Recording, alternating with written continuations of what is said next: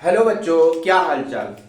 स्वागत है आपका आपके अपने YouTube चैनल, छोटे से नन्हे से प्यारे से YouTube चैनल फिजिक्स टच में। तो वो हमारा चैप्टर चल रहा था मैग्नेटिज्म, जिसपे 3 लेक्चर हमने लिए थे। आज हमारा लेक्चर नंबर 4 है, जिसमें हम लोग पढ़ेंगे क्या कि magnetic field on the axis of circular current carrying loop. ये चीज हम लोग पढ़ेंगे। तो हम लोगों ने पिछले लेक्चर में पढ़ा था कि कैसे करंट कैरिंग लूप में सेंटर पॉइंट पर मैग्नेटिक फील्ड ज्ञात की जाती है और क्वाड्रेंट के जरिए कैसे मैग्नेटिक फील्ड आती है, सेमी सर्कल से कैसे उस ओ पॉइंट पर कितनी मैग्नेटिक फील्ड आती है, ये सब हम लोगों ने पढ़ा था। तो आज की हेडिंग आप लोग डालिए magnetic field on the axis. इसको इरेज करते हैं।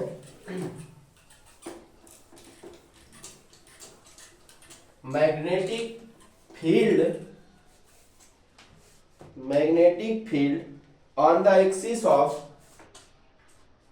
लगाइए heading magnetic field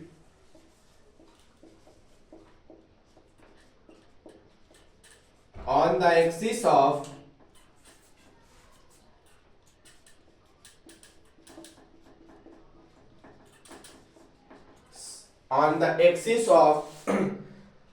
circular current carrying loop. Circular current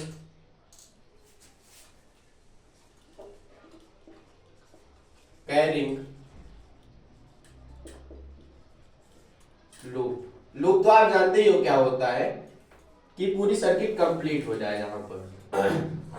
तो यहां पर देखिएगा आप सब,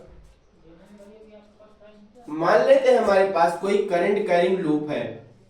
ये हमारे पास क्या है, कोई करंट कैरिंग लूप है।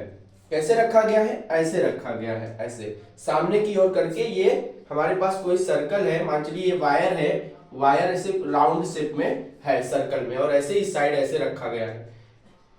इसमें आई एम्पीयर की करंट फ्लो कर रही है, ऐसे ऐसे जा रही है, ऐसे बाहर की ओर आ रही है करंट ना।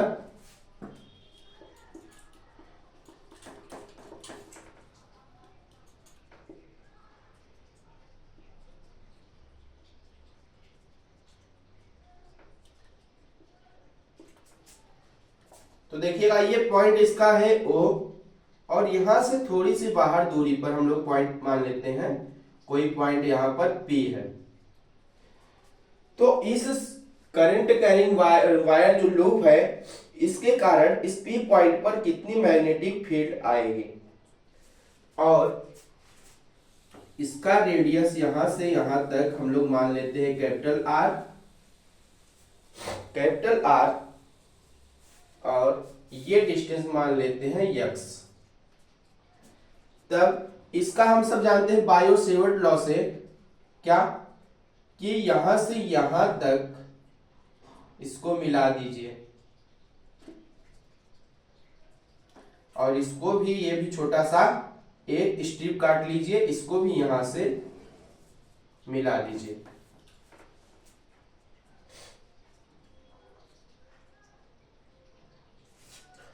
और इसकी मैग्नेटिक फील्ड इस डायरेक्शन में परपेंडिकुलर 90 डिग्री पे होगी ना, इसको मान लेते हैं dV, और इसकी मैग्नेटिक फील्ड इस डायरेक्शन में होगी 90 डिग्री पर, ये भी dV। एक मैग्नेटिक फील्ड इस साइड बनेगी, एक इधर से बनेगी। ये एंगल हमारे बन रहे हैं थीटा डिग्री ना, और ये पूरा एंगल 90 माइनस थीटा बनेगा, 90 माइनस 2 थीटा।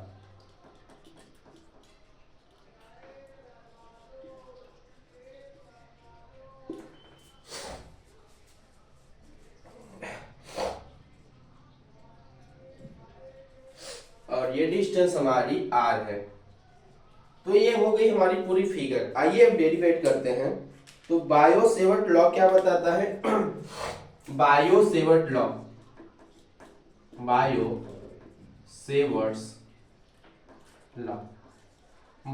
लॉ में हम लोग क्या पढ़े हैं बच्चा?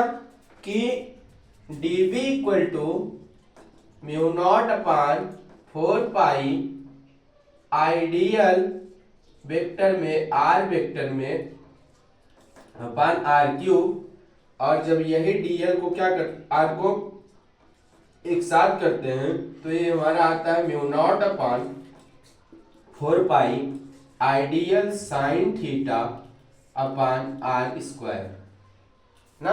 ये दो फार्मूले हमारे मिल रहे थे बायो सेवर्ट लॉ के हिसाब से। यहां पर देखिएगा म्यू नॉट बराबर आइडियल साइन थीटा, यहां पर साइन थीटा की वैल्यू कितनी है, सब 90 डिग्री है, तो dv बराबर म्यू नॉट अपान 4 पाई आई dl साइन 90 डिग्री अपान r स्क्वायर। और जो dv होगा बच्चा, dv ये परपेंडिकुलर होगा dl के, और dl जो होगा परपेंडिकुलर होगा r के, और जो dv होगा वो परपेंडिकुलर होगा r के।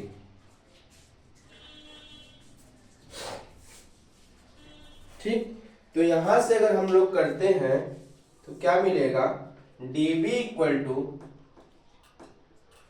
Equal to mu naught upon 4 pi, हमको इंटीग्रेशन करना है इस dv का ना, यहाँ पर मैग्नेटिक फील्ड ज्ञात करनी है, तो dv sine theta, dv sine theta का इंटीग्रेशन क्या आएगा, वो आएगा इस पूरे रिंग के द्वारा dv निकालनी है, तो कंप्लीट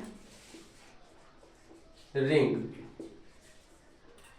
इस पूरी रिंग के द्वारा इस P पॉइंट पर कितनी मैग्नेटिक फील्ड आएगी यही हमको निकालनी है। तो आइए पूरे इस dv साइन थीटा को इंटीग्रेट कर देते हैं, तो मिलेगा mu naught upon 4 pi ideal mu naught upon 4 pi ideal अपान r स्क्वायर, और क्या यहां से मिल जाएगा, और हमको मिलेगा into capital R into small r, into capital R अपान स्मॉल r, ये मिलेगा। और फिर थोड़ा सा जब इंटीग्रेट करते हैं तो बनेगा b बराबर म्यू नॉट अपान 4 पाई, ये हो जाएगा आई dl r स्क्वायर का हो जाएगा आइडियल r आई r, ये r क्यूब बन जाएगा आई r क्यूब, और ये dl का इंटीग्रेशन कर देंगे। जब dl का इंटीग्रेशन होगा, जो वैल्यू कांस्टेंट थी उसको बाहर कर लिया हम लोगों ने, अब क्या करेंगे, अब इसको इंटीग्रेट करेंगे, तो ये dl का इंटीग्रेशन क्या आएगा, पूरे सर्कल का सर्कमफरेंस क्या होता है 2 पाई r, क्या होता है 2 पाई r, म्यू नॉट यहां से होगा म्यू नॉट अपान 4 पाई आई r अपान r क्यूब, आई r अपान r क्यूब, और dl का इंटीग्रेशन क्या हो जाएगा 2 पाई r, क्या 2 पाई r, ये टोटल में लिख दीजिए इसको, आई r अपान r क्यूब इंटू 2 पाई r, पाई से पाई कैंसिल ना, और एक r से एक r कैंसिल,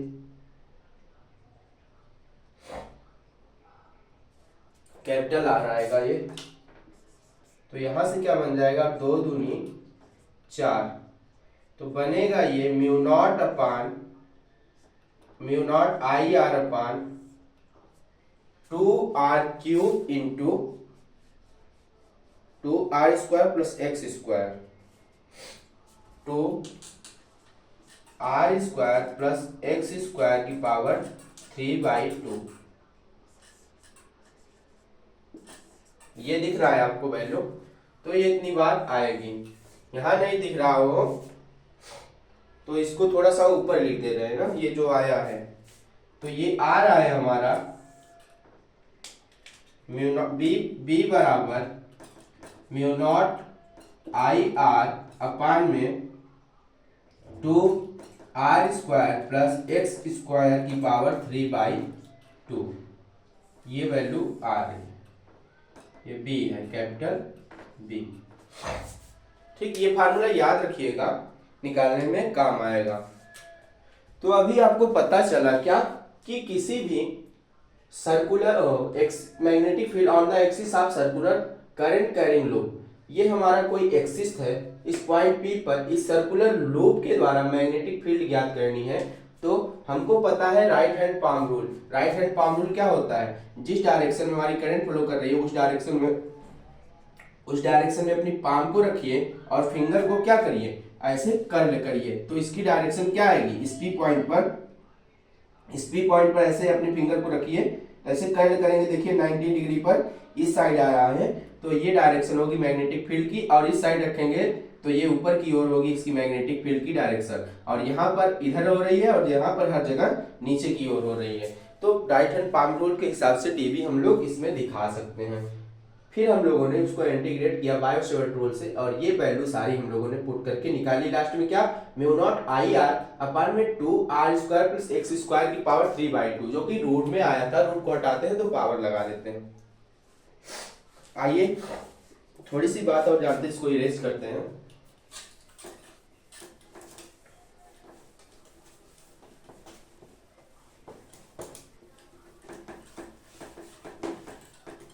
अब देखिएगा कि magnetic field on the heading डालिए, magnetic field on the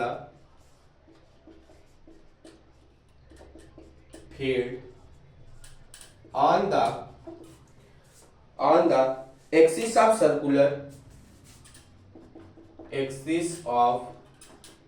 circular current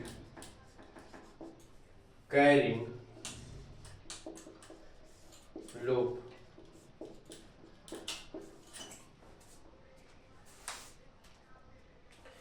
यहां पर फिर से हम लोग एक क्या ले लेते हैं, करंट कैरिंग लूप, और इसने एक एक्सिस बना लेते हैं, ये O पॉइंट है।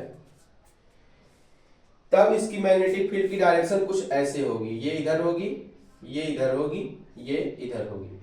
ये हमारी डीबी ना, और आई एम्पेयर की हमारी करंट ऐसे फ्लो कर रही है, ऐसे इस डायरेक्शन में। यहां पर जब देखेंगे, यहां बाहर की ओर आए, बाहर की ओर ये डायरेक्शन होती है, पाम को रखिए, इसे अपने कर्ल करिए, तो यही डायरेक्शन तो मैग्नेटिक फील्ड की बन रही है ना। और यहाँ पर इस पॉइंट पर बात करें तो यहाँ पर इस साइड ऐसे कुछ मैग्नेटिक फील्ड हमारी बन रही होगी, डीबी, ये भी डीबी, इधर भी डीबी मैग्नेटिक फील्ड की डायरेक्शन होगी। तो यहां से हमारा बन जाएगा वही फार्मूला अभी जो पढ़े थे, क्या, म्यू नॉट बी बराबर mu not I R upon में 2r² प्लस एक्स स्क्वायर की पावर 3/2। ये है हमारी किसी भी करंट कैरिंग लूप के द्वारा एक्सिस पर मैग्नेटिक फील्ड निकालने का फार्मूला ये होता है। और डायरेक्शन आप जानते हैं राइट हैंड पाम रूल से, कि जिस डायरेक्शन में करंट फ्लो करती है उस साथ में उस साइड अपने फिंगर को रखिए और चारों फिंगर को कर्ल करिए, वही डायरेक्शन होती है क्या, मैग्नेटिक फील्ड की। और मैग्नेटिक फील्ड हमेशा करंट के क्या होता है, 90 डिग्री पर होता है। तो 90 डिग्री के साइन 90 डिग्री वैल्यू 1 होती है, वहां से रख के निकाल लेंगे। तो एक बात यहां पर लिख लीजिएगा कि क्या, the magnetic field in the same direction, the magnetic field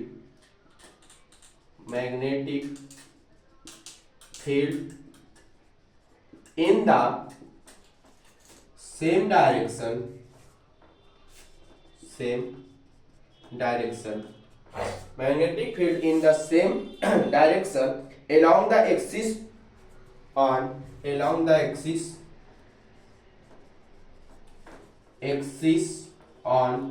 either along the magnetic field in the same direction along the axis on either side of loop। तो ये बात हो गई। ये तो अब क्या करते हैं कि हम इस करंट को क्या करते हैं, पलट देते हैं, इसका अपोजिट कर देते हैं। करंट अभी ऐसे पास हो रही थी ऊपर की ओर, अब इस साइड कर देते हैं। इधर से अगर करंट फ्लो करे और इस साइड जाए, बस इसी का अपोजिट करके देखते हैं तो मैग्नेटिक फील्ड कैसे होती है ये बात देखते हैं। आइए यही फिगर पलट देते हैं, करंट बस पलट देते हैं, करंट को पलट कर देखिए, फिर से वही फिगर बनाते हैं और करंट को इस बार पलट देते हैं। तो हमने फिर से वही फिगर लूप बनाया, क्या करंट कैरिंग लूप एक्सिस।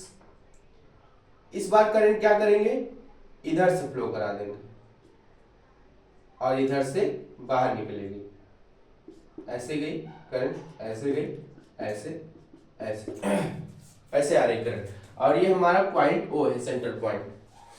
तब क्या होगी इसकी मैग्नेटिक फील्ड की डायरेक्शन, तब इसकी मैग्नेटिक फील्ड की डायरेक्शन ऐसे बढ़ रही है तो इस साइड आ रही है इधर, और इधर जब जा रही है तो इस साइड जाएगी, ऐसे ये इधर जाएगी, ये इधर जाएगी, ये इधर जाएगी, और ये किधर आएगी, ये भी इधर जाएगी, ऐसे dB dB dB dB dB D. Magnetic field की डायरेक्शन ऐसे होगी इसकी। थोड़ा सा ग्राफ देख लीजिए, ग्राफ इसका ऐसे बनता है कि कुछ इस साइड से एक्स और वाई में, सॉरी ये थोड़ा सा मिस्टेक हो गया,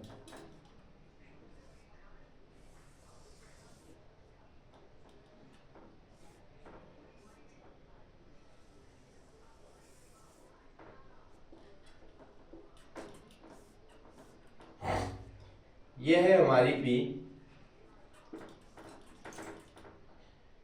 ये हमारा एक्सिस है, माइनस एक्स प्लस एक्स। तो इसका डायरेक्शन कुछ ऐसे होता है